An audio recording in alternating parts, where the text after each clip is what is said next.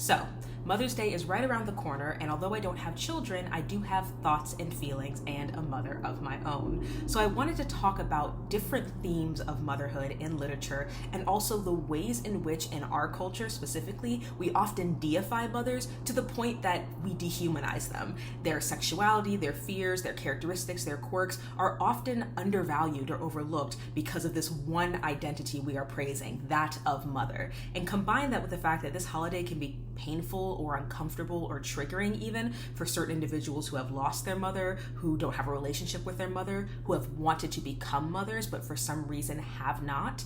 I think that embracing this time that is set aside to celebrate this particular identity while also being mindful of all the people who don't fit into those neat, tidy boxes of, the nuclear household and the stay-at-home mom or the, mom who was always there for all of your issues. I think that can be valuable, not just in terms of a kind of emotional exercise and an empathetic exercise, but also for mothers themselves, because that word, mother, mom, mama, all the language that we use has a lot of layers packed into it. So I have a collection of books over here that I've all loved, read, you've heard about some of them before, but they are all tied together through various themes of motherhood. We have fiction and nonfiction, children's books, middle grade adult books. We have people who wanted to be mothers but couldn't, people who did not want to be mothers and succeeded in avoiding that, people who didn't have a choice, people who stumbled into it by accident, people who sacrificed everything for their children, and people who did their best but it ultimately wasn't good enough.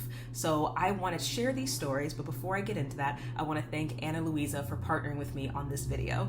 Something that I've noticed in particular religious communities especially, but also in just various neighborhood settings, is that when days like Mother's Day come around, people often like to give gifts to mothers, whether that's cards or flowers or candy. I totally understand that it's a lovely gesture, and if you are interested in picking up any classic, elegant Anna Louise jewelry for the mothers or mother figures in your life, please do so. But I'd also like to encourage you to think about the people who may be left out of that conversation, the people who you feel add to your life in nurturing and guiding qualities, but don't necessarily hold the label of mother. Maybe Ana Luisa is a brand that could help you pick out a gift for them as well. On a personal note, one thing I like about Ana Luisa is that they're completely carbon neutral. I mentioned in a previous video how I've been trying to be more intentional about what I'm buying and what I'm eating, and taking that bit of extra time to make sure my purchases align with my values. So learning that from the packaging to the jewelry themselves was really important to me when I considered working with them on this video. In addition, something that I like about the jewelry is that, at least for me, my head and my ears do not have the structural integrity to handle some of the gorgeous jewelry I see y'all wearing. Like, y'all be out here with chandeliers and entire mines full of gems, and I think it's stunning, and these little tiny wiggly things simply cannot handle it. So one thing I always look for with jewelry is that it's light, is that I can move around easily, that it doesn't click together, because that might just be a sensory thing, but that just drives me insane.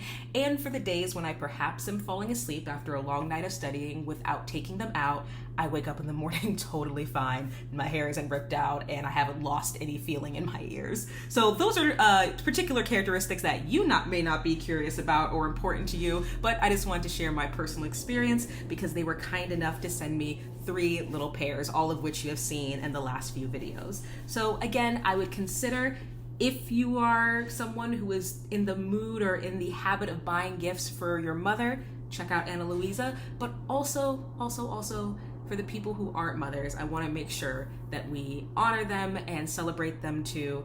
And sometimes a nice little pick-me-up can just be something cute and shiny. But getting back into the video, I want to start with Gather Together in My Name by Maya Angelou. Now, this book takes place around the time when Maya is like 17, 18 to 20 or 21.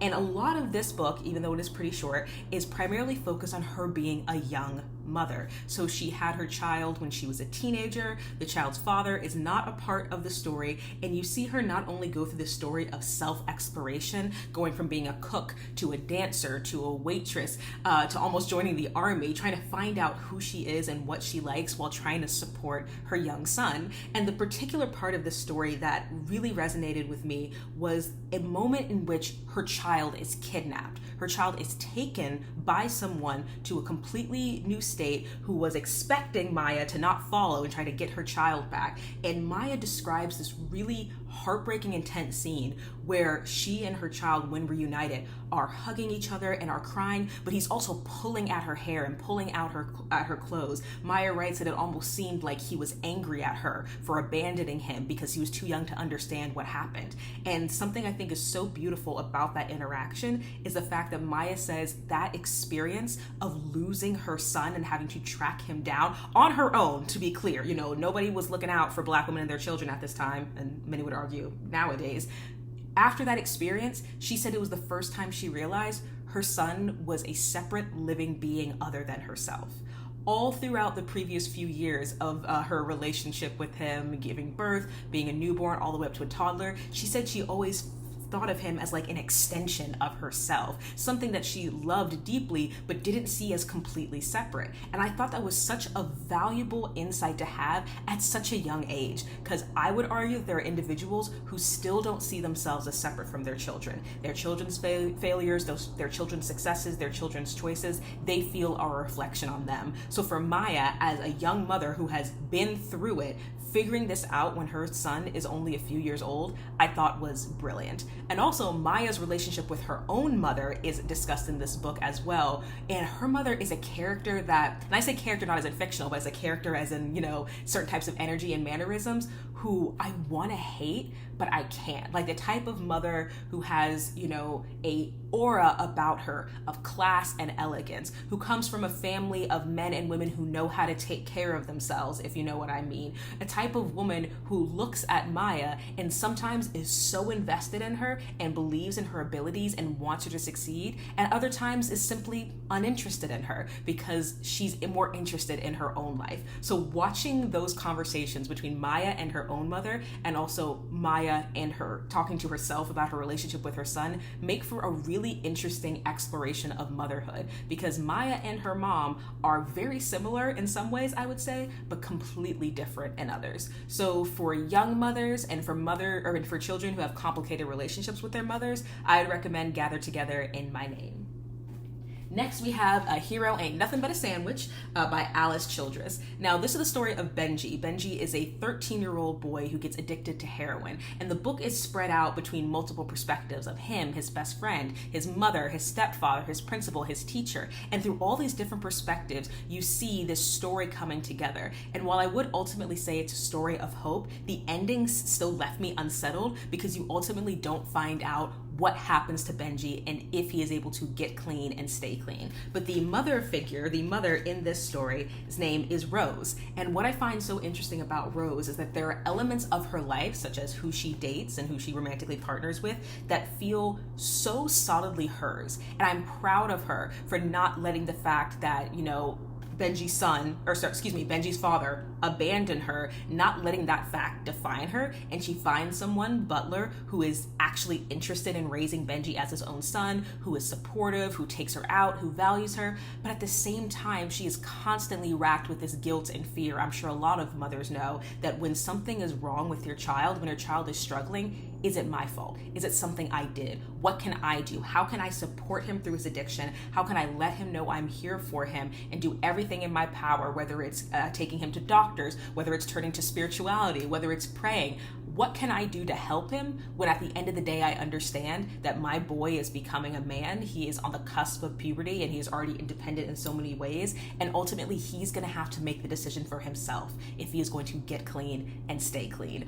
I really, really love Rose, especially the fact that Rose lives with her mother as well, and when you get the point of view from Rose's mother, it is, again, you get this really beautiful intergenerational conversation that you get in Gather Together in My Name, because Rose's mother definitely has thoughts and opinions about some of Rose's decisions, but she also had her own history. She has her own past, and she is living in an aging body that does not reflect how she feels on the inside. And especially when it comes to women specifically, I think the concept of aging, the experience of aging, can be so fraught with tension and politics and the limitations of what you could and could not be. So seeing that relationship between Rose and her mother, but also between Rose and Benji, and also kind of the contrast contrast in the way that a mother-daughter relationship interacts as opposed to a mother-son, I thought was really fascinating. So for the mothers who are single mothers,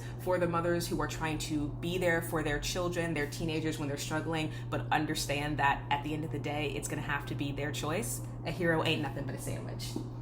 Then I have perhaps a controversial pick, Bloodchild, and other stories by Octavia Butler. So the obvious story to highlight in this is the story of Bloodchild, because you have a teenage boy, as far as we know, named Gan, who ends up being the host, the mothering type figure for the eggs of a alien species. And there's a lot of conversation in that story, Bloodchild, when it comes to the need to protect and provide, when it comes to power dynamics between male identified and female identified characters, when it comes to the pain and the horror and some of the honestly nightmare fuel that can come along with giving birth, whether you're giving birth to alien larvae or giving birth to humans. But the story I actually want to really highlight in this, beyond Bloodchild, is speech sounds. So in speech sounds, you have a world in which almost every single person has lost one of two abilities. They either can no longer read or they can no longer speak. And in this apocalyptic society, you have all of the trappings of dystopia that you would imagine. And throughout the entire short story, there are no children involved. There are no traditional mothers involved. And I don't want to spoil the ending of the short story, but the ending of the short story really highlights the sacrifices a mother will go to protect her children. It also highlights the way in which, for some women, children can provide their lives with meaning. For some women, children can give them hope, can give them strength, can give them something to fight for. And by the end of Speech Sounds, you see a mother who has sacrificed herself for her child and a mother who becomes a mother when she decides that taking care of certain children are going to be what gets her through, what gives her hope to keep pushing and keep grinding through a world in which everything has gone to shit.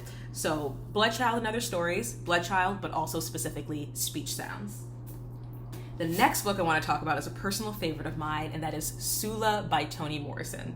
Now, Sula utters the iconic phrase, "I don't want to make anybody else, I want to make myself. Can you tell? I identify." So Sula tells a story of a woman who basically lives life on her own terms. And living life on your own terms does not always mean you are being kind, being respectful, or being fair to the people around you. Sula does a number of things in this book that make me want to grit my teeth. I would not want to be friends with Sula, yet at the same time, I cannot help but admire her fierce dedication to freedom. She consciously, over and over, articulates that she does not want to be a mother, that she does not want to be responsible for children. She makes it very, very clear that her priority is herself and her life and her passions.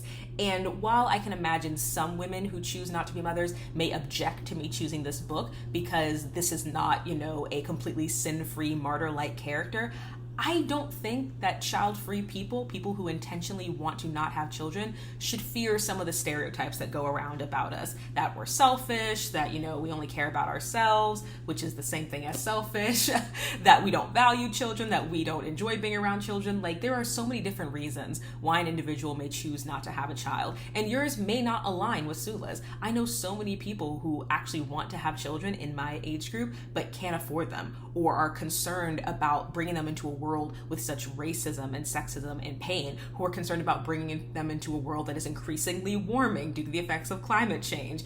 And while Sula doesn't fall into those characteristics, she and other women in this story each have their own different relationships with mothering and motherhood, biological or otherwise, and you see the ways in which they play out. One little thing about this that you find out in the very beginning, so I'm not spoiling it, that I love, is that when Sula lived in a particular town, the wives and mothers were better wives and mothers solely to spite her.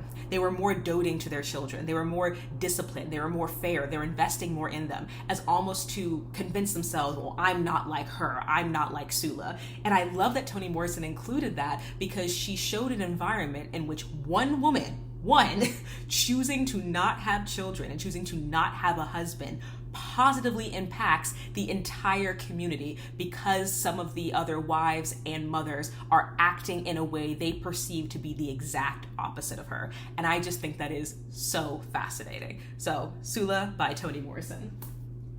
Next, we have Sing, Unburied Sing. I would say this is a book for those who have difficult relationships with their mother and for those who should not have had children but did. So Sing, Unburied Sing is basically kind of a road trip ghost novel in which the main character, Jojo, is traveling to pick up his father from prison, traveling with his little sister and with his mother. This is another book that has a ton of magical realism, which I love. There's conversations and actual interactions with spirits or jumping back and forth in time. But the mother figure in this, who I fully admit I absolutely hated when I read it, is named Leonie. And what I think is the kind of strength and beauty of Jesmyn Ward's writing, besides the fact that it's incredibly poetic, is that Leonie is very explicitly shown and named as someone who should not have had children. And she has two. And in the course of this book, she talks about having a third as a way to try to help mend her relationship with her romantic partner, which I hope we all can agree is a terrible idea.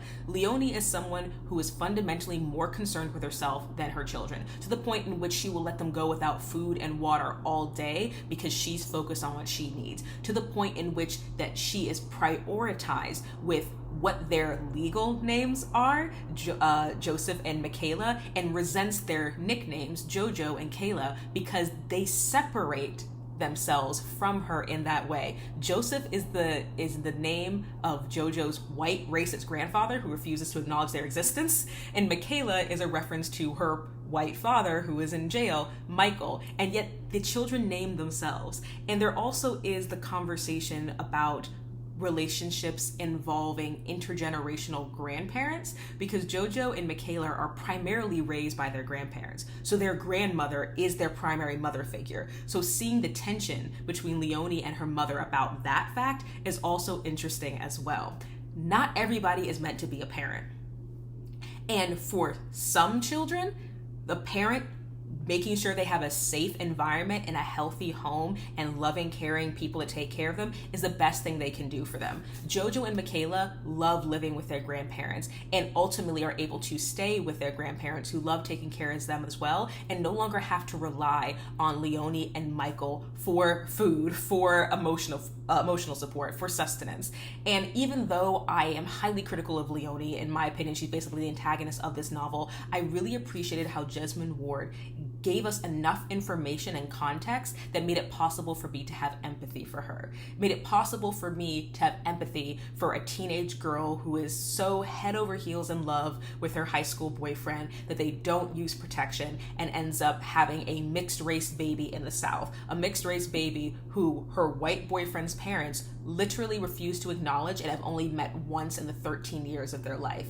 I can understand how an individual who only feels safe when she's with her romantic partner or when she's high may resent the time and energy and attention children require. But what I cannot forgive is her continuing to make the same choices, and not even the same mistakes, the same choices over and over again that actively hurt her children. So if you're looking for a book that examines a woman who is not meant to be a mother, I would argue, but also a woman who takes up the mantle of mothering her grandchildren, I would highly recommend Sing, Unburied Sing. And an extra little side thing is that Jojo is pretty much the primary caretaker of his toddler sister, Kayla. And there are a number of characteristics that we often assume are related to motherhood that we associate with feminine energy, such as caring and nurturing, such as protecting with your body. And Jojo really displays a lot of those characteristics towards his younger sister. I would argue that Jojo is more of a mother to Kayla than Leonie is. And I also think that's really interesting because of the ways in which fatherhood is not as prioritized or celebrated in our current culture, and the ways in which fathers can get away with things that mothers absolutely cannot. So it's a little bit of a tangent, but I think reading this book, looking at not only Leonie as a mother figure and her grandmother as a mother figure, but as Jojo as well, a teenage boy fulfilling the role of mother and doing traditionally feminine mothering things, also makes the whole conversation even more interesting. Next, we have Pachinko by Min Jin Lee. If you've been watching my channel for a while, I'm sure you are sick of me talking about this, but I could not do a list of books about motherhood without talking about Sunja. So this is an intergenerational story that starts with a Korean family pre-World War II, and over the years, they eventually become a Korean American family. It jumps back and forth through history. It jumps back and forth, focusing on the family itself, friends of the family, individuals that you think, oh, this person is the main character, and then 7 chapters later they have a huge effect on the trajectory of these people's lives. It is one of my favorite books that I have ever read. Has an iconic first line, history has failed us but no matter, and motherhood is a key theme. So Sunja is the matriarch of this family. This book starts with Sunja's birth and unfortunately the deaths of her other siblings. She's the only one of her she's the only child of her mother and father who survived. And Sunja is someone who ends up pregnant without actually intending for it to happen. She ends up in a relationship, I would call a predatory relationship, with an older, more experienced man who takes advantage of her trust and her innocence and her love. But something that's interesting to me is that when she first finds out she's pregnant, she's happy because she thinks it means that this man is going to marry her, which of course he doesn't. And throughout Sunja's life, she has one more child. And the relationship between these two brothers and the evolving role of Sunja in the family as a mother is something worth admiring. She is self-sacrificial. She is hardworking. She is smart, even though she wouldn't consider herself to be smart. And she does everything she can to try to provide for and make a life for her sons. She is, I think, one of the most interesting characters that I've ever read about, because you can see her constantly trying to work through and go back over in her mind the choices that she made, the choices that she didn't make, the people that she let into her life, the people that she didn't, and not only looking at the effect that had on herself, but on her sons. And when she experiences what I would argue is probably one of the worst things a mother can experience, watching the way she picked herself back up, watching the way that she invested in herself and in the rest of the family to continue moving them forward. And the final scene of this book is in a graveyard.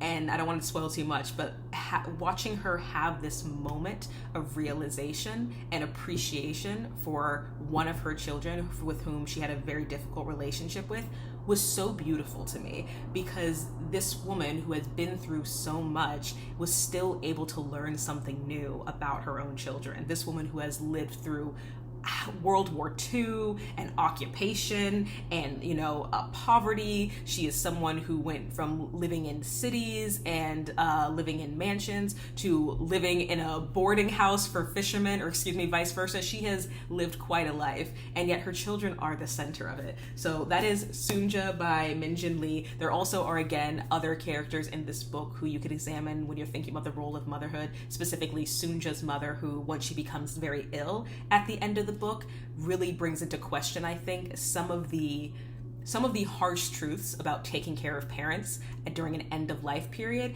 and especially the competition that can sometimes happen between women and families, not because they resent each other or hate each other or anything like that, but because the world is kind of judging them as a unit. Next, we have a middle grade book, Sheets. So I haven't read a graphic novel in a while, and this one is, I think, really, really beautiful. Love the color palette, love the design. This is a ghost story and a family story. So in this book, Sheets, there is a particular realm in which the ghosts of children live. And one child who really is struggling to reconcile with the fact that he is dead comes back to the living world and ends up haunting a laundromat that our main character runs. And there actually is no mother figure in this book, because this young girl's mom has died. And after she dies, she basically becomes the mother figure. Her father spends all of his time locked up in his room. You don't get much context on him, but I imagine that we can assume that he is dealing with grief and depression and things of that nature. She goes to school. In the morning before school, she's working at the family laundromat. After school, she's working at the family laundromat. She is the one keeping them all afloat. She is the one paying the bills. She's the one making dinner for her father and for her brother. She is the one dealing with, bullying at school girl and guys that she likes and shady business folks trying to take her damn family's laundromat. All of these things that a young girl should not have to deal with, on top of just, general teenage life. So I really love this book. One, because it gave me another type of protagonist that I haven't seen in a while. I haven't read any books recently with teenage protagonists who are forced to do adult things and kind of live in the adult world before they're ready. And also, I know multiple people who've had experiences like this. Not being haunted by a little ghost boy in their laundromat, but losing a parent and having to step into that role, especially women. And also, not to get into a bunch of personal stuff, but especially older sisters. The parentification, if that even is a word, of older sisters, especially in certain cultures, is rampant. It is rampant. And the mother doesn't even need to be dead necessarily, as she is in this book. So I really love this book, not just for the general story and the really beautiful interactions between these two young people just trying to figure the world out, but because I felt that I haven't read in a really long time a book that reflects that experience that I have seen so often in my community, of the eldest daughter in a family having to step in and take in way more responsibility than anybody else, whether or not the mother is there, dead, absent, what have you, and feeling like they have to carry the burden of their entire family on top of everything else they deal with. I know I'm making this sound very dark and heavy, and while there are some of those moments, overall it is a very sweet, heartwarming story in which, good guys win and bad guys lose, but is very a grounded story. And the fact that by the end of this, while I would say her life definitely has improved and, she doesn't have to worry as much about maintaining the family business because she gets some help from the little ghost boy and finds a way to kind of keep customers coming in, but she's still making all the meals for her family, her dad's still holed up in his room, and that kind of realism, that idea that things can get better and will get better, but some things you just don't have control over, really made me connect with this book. So this is Sheets by Brenna Thummler. I don't know if I mentioned the author's name. And finally, we have Stellaluna. Of course, I couldn't do any sort of recommendation video without a children's book. So Stellaluna is a story of a young fruit bat who accidentally ends up in a bird's nest after falling off her mother's back. And she spends the majority of her life having to live and act like a bird. So this bird mom, who has her 3 little chicks, comes home one day and sees this random ass little thing in her nest and is like, fine, you can stay, but you need to sleep at night and be awake during the day. You need to eat bugs and worms and not fruit, and you need to fly the way we fly. So Stellaluna, not knowing any better, really struggles throughout her young bathood because she's constantly trying to be someone else. And she actually doesn't even know she is a bat until one day she meets another bat who explains to her the ways bats move, the way the bats eat, the way bats sleep. So I included this not because I'm necessarily trying to shame the bird mom, even though I know, especially from a childlike perspective, the bird mom is probably the bad guy in this, but because I think there are a lot of moms out here, like the bird mom, who are doing simply what they think is best and are doing what they know. This bird mom has only ever raised other birds. So when she tells them, oh my gosh, you have to sleep in the nest, not hanging by your feet outside like Stella, like that's so dangerous, it's because that is dangerous for birds. When she is telling Stella, like, you need to eat every day and here are some bugs and worms for you, that's her providing, even though she's not providing what Stella needs. So I've always really loved this book. Ever since I was a kid, I really resonated with the idea of feeling like I didn't belong and that something was wrong with me until I found my community. Who am I kidding? I still feel that way now, but I wanted to talk about it in terms of mothering because I definitely think that there are mothers out there who really are doing their best to raise their children, to protect their children, to make sure they're prepared to enter the world. And I don't want to say that sometimes your best isn't good enough, but I do want to say that sometimes your best or your particular way of doing things isn't what your child actually needs. And again, I know the internet bristles when people who don't have children try to give parenting advice, but I think the idea of treating each child as an individual and acknowledging that they're all going to be different, they're not just carbon copies of you or your siblings or your grandparents, and that things that may work for one kid aren't going to work for others, I would like to think that that's like a pretty universal or maybe generally agreed upon thought. And okay, maybe your kids aren't as different as a literal fruit bat or a sparrow, but people need different things. And just speaking of my own mother, I was always very appreciative of the fact that she never expected me or my sibling to be like each other, act like each other, like the same things. And while I don't think she always succeeded, I do know she always tried to give each of us what we individually needed. So those are a few books that I would recommend if you're thinking about reading books around the themes of motherhood or having children. Again, I wish anyone who is watching this who is a mother a happy Mother's Day. I wish anyone who is watching this who doesn't have a mother, doesn't have a good relationship with their mother, or wanted to be a mother and couldn't, you are valid, you are beautiful. I know this day can suck.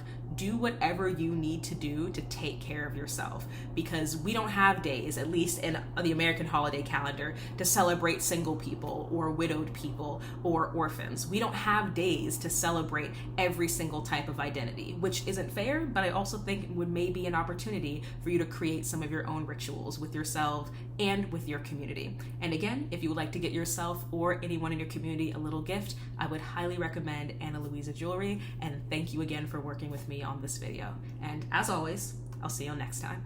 Bye.